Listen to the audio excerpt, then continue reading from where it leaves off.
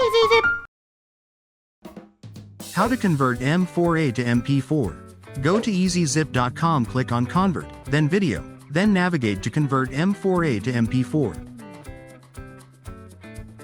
Click Select M4A file to convert to open the file chooser, or drag and drop the M4A file directly onto ezyZip. Click Convert to MP4. The system will begin processing your file. It may take a few seconds depending on complexity. Once the conversion is complete, click on Preview MP4 button to inspect the result before saving.